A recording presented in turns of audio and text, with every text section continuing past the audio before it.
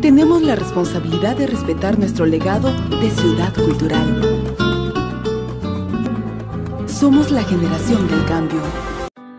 Buenas tardes, bienvenidos a esta emisión de Cultura Ciudadana, Derecho y Urbanidad. Les habla Yailin Esteves Tolosa, estudiante de la Facultad de Derecho de cuarto semestre en la Universidad Libre Seccional Socorro. El día de hoy hablaremos sobre la solución alternativa de conflicto, la ética y la moral. Tal y como lo expresamos en la ocasión anterior, con base en la investigación de Yolima Tunjano, una de las razones por las cuales suelen producirse los casos de vandalismo, violencia e indisciplina social, así como la no denuncia de estos hechos, es además de una poca presencia de cultura ciudadana, el desconocimiento de la existencia de una solución alternativa de conflictos. La solución alternativa de conflictos es una materia fundamental para el derecho justamente debido a la necesidad de la sociedad por ella, tanto así que los estudiantes de la Facultad de Derecho, específicamente en la Universidad Libre de Colombia Seccional Socorro, inician sus prácticas desde el cuarto año o séptimo semestre en el llamado consultorio jurídico. La ley regula la serie de mecanismos alternativos de solución de conflictos en las distintas normatividades como la Ley 446 de 1998. Esta normatividad generó un gran avance al conferirle a la conciliación uno de los mecanismos, fuerza ejecutiva, es decir que en caso de incumplimiento por alguna de las partes, la parte cumplida puede solicitar coactivamente a la otra el cumplimiento ante autoridad judicial mediante un proceso ejecutivo. Adicionalmente, las actas de conciliación dan tránsito a cosa juzgada, es decir que ninguna otra autoridad judicial puede pronunciarse o modificar el acuerdo al cual llegaron las partes en la conciliación. Las actas de conciliación deben ser respetadas judicialmente. Los mecanismos alternativos de solución de conflictos ofrecen un abanico de posibilidades, empezando por la solución directa entre las partes o acudiendo a un tercero que promueva o facilite la solución de la disputa. Con esto se busca que las mismas partes de forma pacífica tomen las decisiones por medio de la comunicación y el entendimiento de los puntos de disputa. Las diferencias que existen entre la justicia formal y la justicia alternativa es que en la primera las personas que toman la decisión son jueces de la República como funcionarios del Estado, y la segunda pueden ser particulares. Estos particulares, dotados extraordinariamente con tales poderes, además de deber tener como base las leyes, también toman decisiones basadas en equidad, así como en la ética y la moral.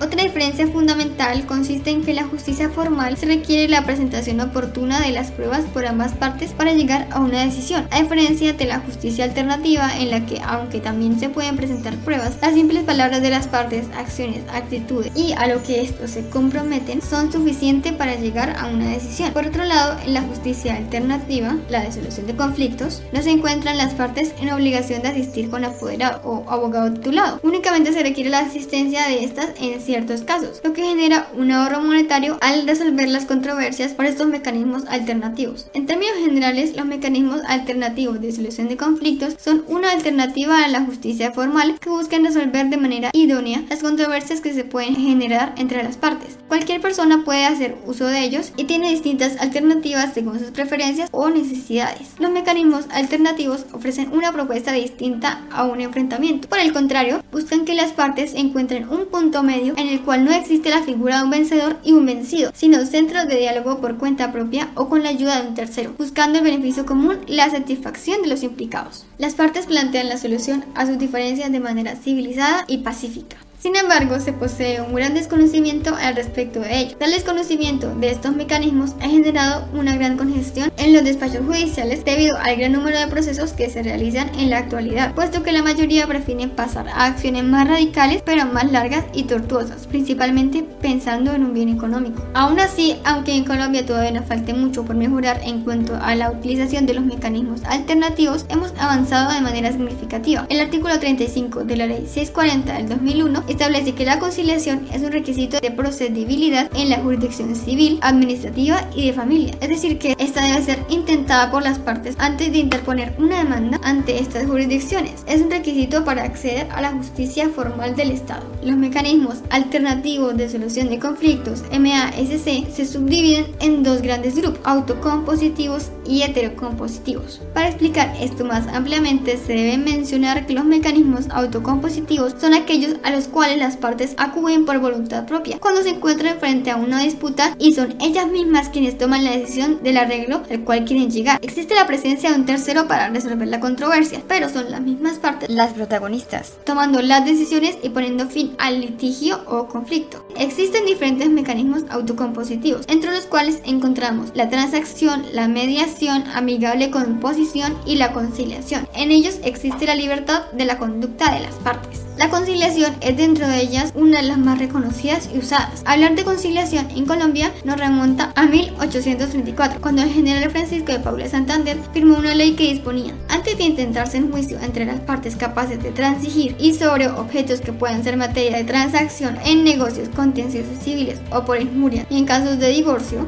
podrá intentarse el medio de conciliación ante uno de los jueces de paz. En los mecanismos heterocompositivos resuelven los conflictos un tercero completamente ajeno a las partes que interpone una decisión a las mismas. Esta vía funciona únicamente cuando alguna de las partes así lo decide. Como mecanismo de solución de conflictos encontramos el arbitraje, mecanismo igualmente reconocido incluso en el derecho internacional, pues ha cobrado un gran auge en disputas comerciales internacionales. En estos casos las partes pueden decidir no someter su controversia a la jurisdicción de un país, sino a la tutela de un tribunal de arbitraje privado. La ética se relaciona con el estudio de la moral y de la acción humana. El concepto proviene del término griego éticos, que significa carácter. Una sentencia ética es una declaración moral que elabora afirmaciones y define lo que es bueno, malo, obligatorio, permitido, etc. en lo referente a una acción o a una decisión. Por lo tanto, cuando alguien aplica una sentencia ética sobre una persona, está realizando un juicio moral. Sin embargo, la ética no es coactiva, ya que no impone castigos legales. Sus normas no son leyes. La ética ayuda a la justa aplicación de las normas legales en un estado social de derecho, pero en sí misma no es punitiva desde el punto de vista jurídico, sino que promueve una autorregulación. Ella reflexiona sobre los problemas morales.